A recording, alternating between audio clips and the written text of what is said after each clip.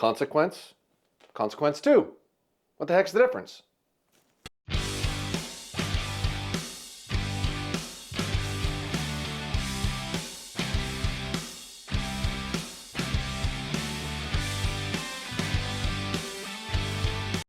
Hello, welcome back to the YouTube channel. MFJJ here with podiumarcher.com. Trying to understand the difference between a consequence and a consequence 2. Now, Corey, our Darton sales rep, who's checking my orders as we speak, was driving through town, stopped to let us see these real quick because we haven't actually received one of these yet, although we do have them coming. This is an extruded riser. This is a forged riser. So they have upgraded to more machine work, more cut on here. They do look very similar, so we are not going to remeasure these bows like we would because they didn't change the geometry or anything like that, but they did add a speed mod to this bow, so we're going to go ahead and test that. You can see the different color of the mod in there. Do these come with both, or did this one just come with both? Comes with both. Okay, so you'll have the option for both of these when you get the bow as your choice, but we're going to test to see how fast this is in relation to our previous video with that. And it does now have the core mount option, so Hamskea stuff can bolt directly onto the back. So we're going to go ahead and throw an Everest core mount on here just so you can see how it fits. But other than that, this is a pretty down and dirty basic video. We will check the weight to see if the bow actually weighs any different. And that's pretty much it. So let's see what it does. All right, so we got our little scale set up here just to see if these weigh the same. This is the consequence. We pulled the arrow rest off it. This is our test firing bow in the shop for people to try. And 4.1, pretty solid.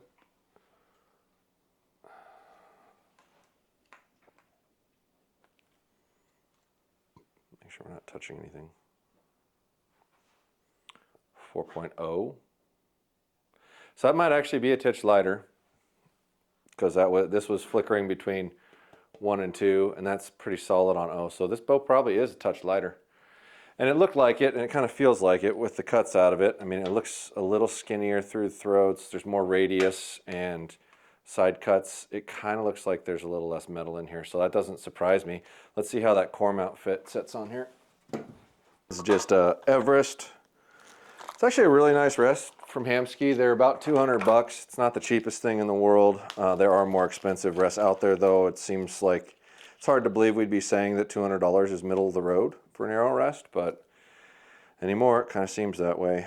So you just bolt this piece to the rear of the bow. See how this lines up here.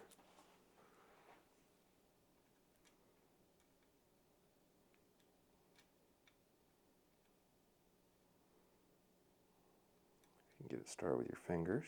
There you go. And then maybe that one, if I'm lucky. That's not the right one, but it'll get it in there to start. Not quite. Got to grab an actual wrench to tighten this up. The only negative is trying to sneak in here through the roller guard, but once this is on, you may want to consider putting some blue Loctite on here in this piece, just because it's going to get covered up by the rest. It won't be easy to try to tighten it later if it does come loose on you. Why does that not want to line up? There we go.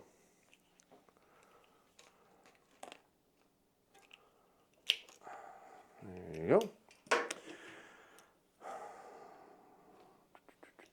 Loosen this sucker up, see how it lines. This is a nice little add-on feature. What really would have been cool is to see this on a pick mount while they're at it. You can do some rear integration, you can do some front integration too. That would be sweet. These bows are $100 more than they were now, just FYI. So they were MAP 650 and now they're MAP 750. And you are getting a little more feature and a little bit lighter weight and an additional mod. It doesn't seem terribly unreasonable for those changes. They did also take away camo, folks, but they added gray. So there are lots of solid muted color options for the hunter, just no more camo. So without touching it, just square right from the packaging. It actually looks like it's straight down the pipe. Integration's pretty clean.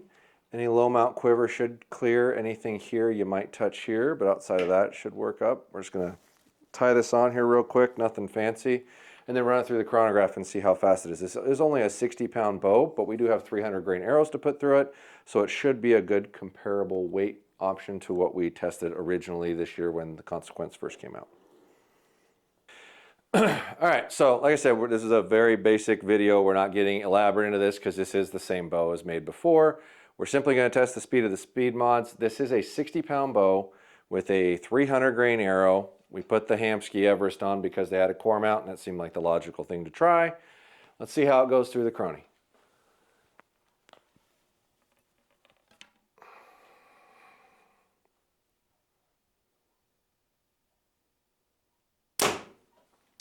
.319, and I only have one 300 grain arrow, so I got to pull it and shoot it each time. And we're not retesting any of the other measurement stuff because they didn't change the cams. They just went to a different riser extrusion. So this is staying alone, and my loop's a little tight on that. 321.